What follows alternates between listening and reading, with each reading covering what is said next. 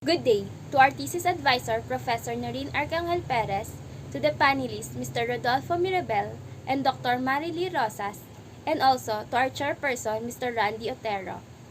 I am Maurin Bea B. Mapalo, and I would like to greet you all a pleasant day. Good day, ma'am and sir. I'm Kristine Alyanna Guerzon, the in charge for documentation. And I am Angelo A. Calualhatian, the in charge of UI/UX design. We will be presenting our proposed study entitled Mobile Appointment Scheduling System for the Healthcare Centers in Pasig City, together with my group mates, Mr. Calualhatian and Ms. Guerzon. For the introduction and background of the study, here is Mr. Angelo Calualhatian. Thank you, Ms. Mapalo. We will now proceeding to the introduction and background of the study. Healthcare system in the Philippines. Poverty is one of the primary causes of the downward trend. The majority of the country's workers are only paid in the minimum wage. Therefore, many families in our country are unable to pay for hospital visit. However, having an adequate healthcare system, on the other hand, does not always necessitate a large financial investment. The researchers are aware on the current economic challenges, which is why they are working on a free mobile health app. This includes online appointment scheduling, which allows the health center to track and manage appointments like consultation, medical queries, and checkups. Furthermore, there is a messaging section to connect the community to their designated barangay health center and to improve communication. Residents can identify and schedule appointments with barangay health centers with just a few taps, and they will always access to the information, which will save them a lot of money. There are fewer diagnostic errors as a result. Medical mobile application with intelligent diagnosis capabilities can reduce error rates and provide drug prediction. And now we are encouraging resident and barangay health center worker to have less contact and communicate more easily. For the statement of the problem, here is Ms. Kristine Alyanna Guerzon. Thank you, Mr. Calualhatian, for explaining the introduction of the study. Again, I'm Kristine Alyanna Guerzon, and let's now proceed to the statement of the problem. The city of Pasig is also putting efforts on improving its current healthcare system, according to Casinas. The development and implementation of a mobile health application can be a great help to some cities' struggle, and the problem is stated to have a clear and concise representation of the issue that is needed to address. The following are the emerging and existing problems that the researchers will encounter in the development of the application and seeks to find answers to the following questions. The first one is how to create an application that will help to improve the healthcare system in the Pasig City. The next one is how to develop an application that will guarantee medical practitioners, such as doctors and nurses, to not be replaced in their job. Third one, how to develop an appointment system that will help the barangay health worker to manage the resident's schedule and organize appointments. The next one is how to develop scheduling system that can help deliver timely and convenient access to medical services that enhance Pasig resident satisfaction and health center efficiency. Next one, how to implement technological solutions that will benefit patient and health workers. Next one, how to develop an application that will protect the user's confidential information. For the last one, how to design mobile application that automates and improves up the work of health center and replaces traditional services. These questions will help the researchers to obtain the goal, which is to help the health centers in improving the current healthcare of every resident of Pasig City. With that, let's now proceed to the scopes and limitations. Thank you, Ms. Kristine Guerzon. And now, we will be proceeding to the scope and limitation. The application name is WeCare, which is an Android-based mobile application that focuses on the improvement of the healthcare system in Pasig City. Its main features cover 2 points in solving specific problem: the resident and the health worker sector. The first one is the resident. The user may choose from the dashboard the activity he wishes to use from the various services such as ChatMed, Medicine Book, News section, and COVID updates. The ChatMed is an online messaging section wherein the residents will be designated from their barangay health center chat support. This section is made for better communication means.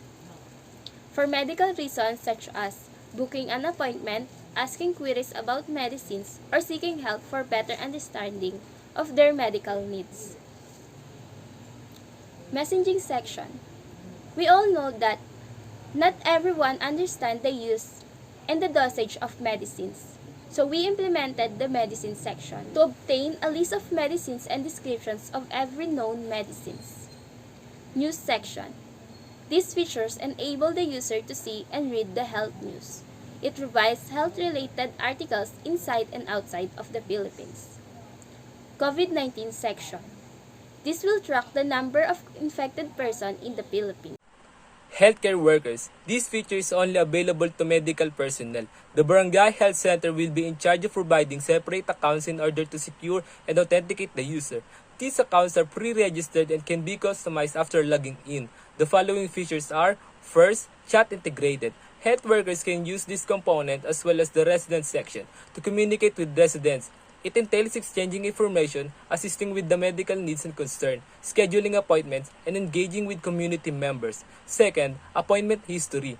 This feature records the resident appointment including the time, date, and medical appointment transaction.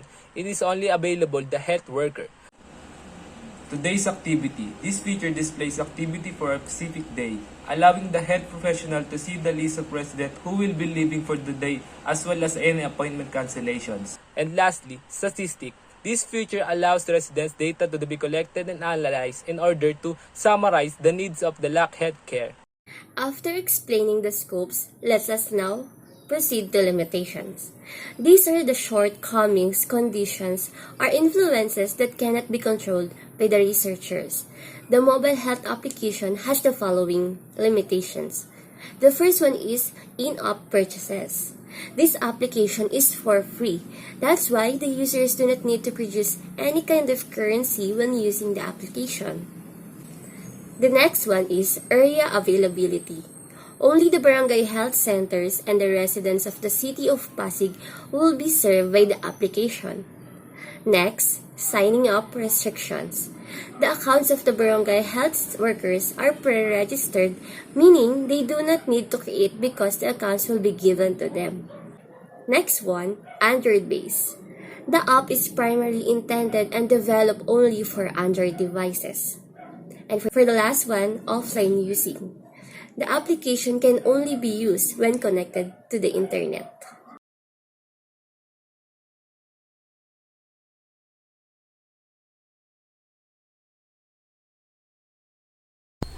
The WeCare is an Android-based mobile application which offers online platform for two users in single application.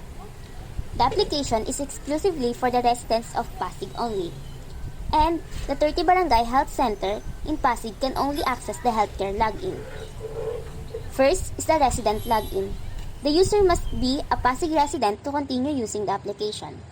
If the user is new, he or she can register to have an account and must agree to terms and conditions to proceed on login. He must choose the right address upon registering for the reason that he will be designated to the Barangay Health Center messaging after. There is a dashboard to see the activities that the user may choose. Messaging section, news, COVID updates, and medicine. The user may update or modify his information he wishes to change on settings. Messaging section, the heart of application. On successful registration, the user will have an account which will be designated to the health center on his location. He may exchange information for online consultation, medicine queries, and for appointment to see a doctor if necessary. When the user requests an appointment, the health center worker will forward an appointment schedule that will be accepted when both parties agrees on the date provided. The user must confirm his appointment before proceeding on healthcare center. He may also delete all the conversation and check all the appointments transactions to be done. On transaction history, he may see his appointment date if it's accepted, declined, or still in line. Next is the news section, wherein he can browse health-related articles that may help him to be aware about his health. The COVID update can track the number of COVID cases, and the medicine section can see the list of medicine descriptions and dosage. Also, the user may set a reminder for his medicine intake. The health center has pre-registered account that could be changed on settings when we gave access to the barangay health center. It is pre-registered account to avoid multiple accounts for single health center and to protect the people from chatting unknown individuals to prevent scam. The health center must select right address for their location in order to match with the given username and password for their barangay health center. After the successful sign-up, they will be directed to the health center dashboard. They can change and update the information for their pre-registered account. The message section. Here, the staff could see the list of chats and queries of their community. They can see notifications for incoming message to notify them with the new messages. The health center has the only access on adding an appointment. To avoid conflict with doctors' available schedule and to hold the number of patients that they will be catering. You may also decline the appointment if necessary.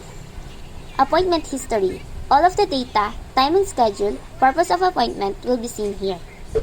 It is sorted by accepted appointment, pending, and declined appointments to easily determine who, when, and what kind of appointment are done within that day. Additionally, it can also be viewed when the staff sort the appointment list by date or name. Statistics. These features allows the health center worker know the number of tasks or appointments that they done. It can also be viewed by the month and year that they wish to see. And lastly, the activity feature. The good thing about this is that the health center worker may see the list of appointments to be done on that day. For example, today is July 19, all of the appointments that will be done on that day will be posted on activity. The best part of this is that they can see the real-time deliverables and they can manage their time. And finally, if the work is done, they can log on onto their account. That's how our system works with the title of Mobile Scheduling System for Healthcare Center of Pasig City.